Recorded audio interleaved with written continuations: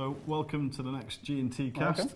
As always with my good mate Terry Gormley, in a lovely setting with another fireplace. I was just looking, mine's always got less than yours. I'm not saying anything.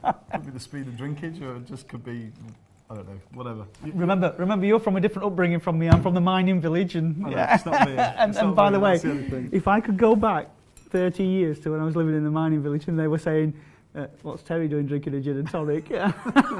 Can you imagine? Anyway, shall we just go bang straight on to the questions? We've got a quick fire one today. A quick fire one.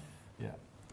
So, another question come through, and as we say in every episode, if you've got any questions, anything that pops in your head, whiz them through. But this is a quick fire one that came through, and it's like, the question was, could I actually spend a whole year working on one deal and then it collapses? And, all the time, all the effort, all the resources doing that. And more importantly, how could I mitigate that? So, Guy. Well, the short answer is yes. You can, yeah. It's easy to work on a deal all year. But as we talked about in a previous G&T cast, there is the stupidity tax associated. The business buying stupidity tax. Correct, yeah. So if you haven't seen that particular episode, then go back and watch it. But yes, without being too flippant, the reality is you could spend a huge amount of time, and I've certainly seen people do that, and I've been involved in unpicking deals that have kind of got bogged down. It becomes like trench warfare, effectively. Yeah, totally. If you think about the First World War, what started out as meant to be a kind of cavalry-led, free-flowing campaign rapidly turned into the quagmire of the mud of the Western Front. So we don't want you to do that. So the answer to the question is yes, it's possible that could be the outcome, but actually the key thing really is that there are certain steps that you can take to mitigate that. So the first thing to say really is, and I talk about this quite a lot with our members and in the workshops that we do as well, is think about what I call the 60-30-10 rule. So 60% of your time, if you decide that you want to go into buying companies, then I would strongly recommend that you're working to a rhythm of try to actively focus on 60% of your time for what you do now. So the thing that makes you your money, earns you your income, pays the bills, etc., keep doing that, obviously. You can then divert 30% of your time, and this needs rigorous diary planning. If you're not very good at that, get in touch. This man's a genius.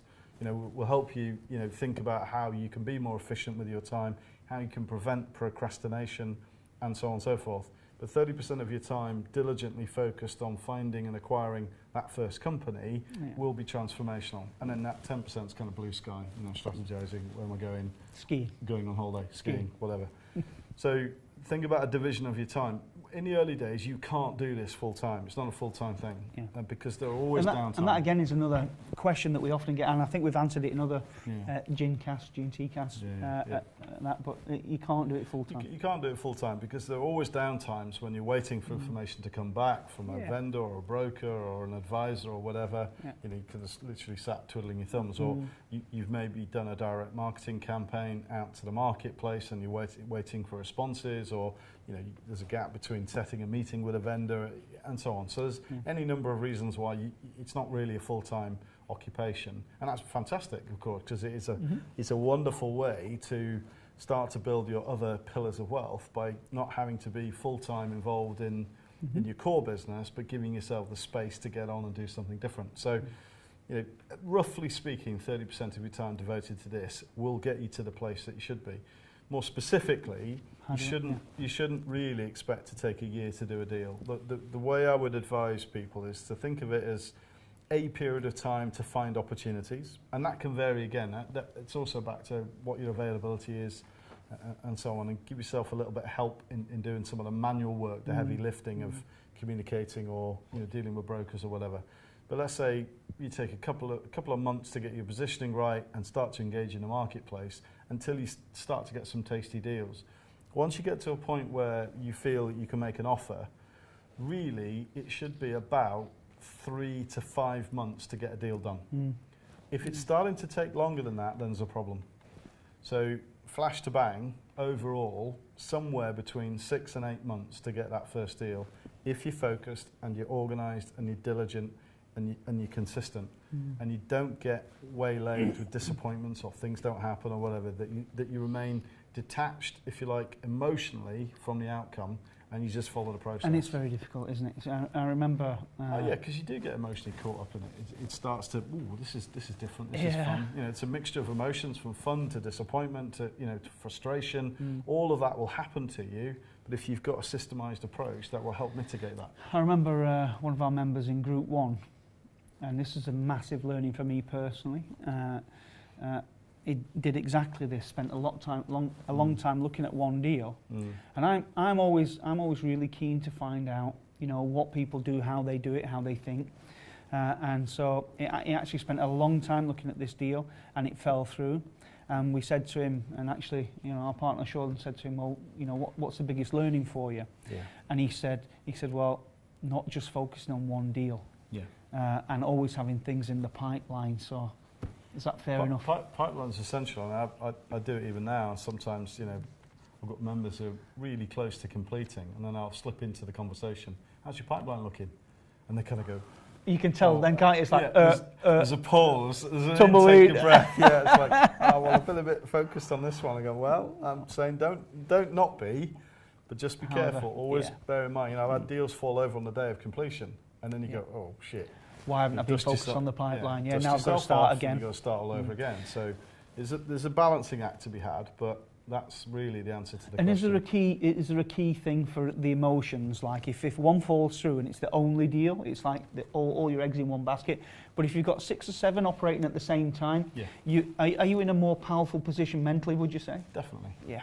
It takes time. It's not something that you're going to be able to adjust to straight away.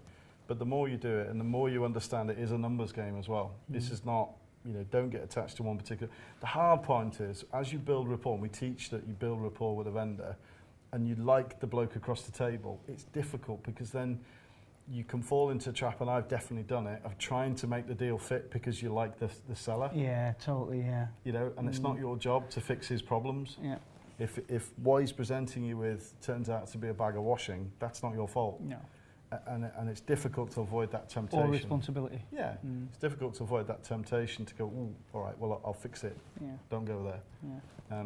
And that's why it's important to have that regular flow of opportunity, because you can afford then to go, look, I'm really sorry. If you go away and fix your business, then come back to me. I'm still interested. We were having a conversation and this morning with someone exactly in that position.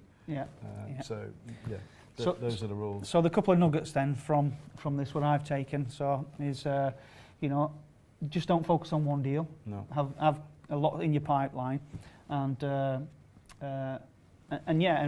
really, I think that's it. Really, is it? Pretty much. Not a couple of nuggets, and they're all in there. If a deal is starting to drag on, then it's probably time to pull the plug. Yeah. It shouldn't take you. It shouldn't take you a year. Yeah. Definitely not. If you're kind of, I don't know, dare I say it, 6 months in, you're not really getting to the, you should be close to completing. And we've had an experience of that recently and in the previous year, haven't we? Where we said, okay, this isn't progressing, so we put a deadline on it and said. Deadlines are fantastic. And said, look, if we don't take it to the next step by this, we're gone.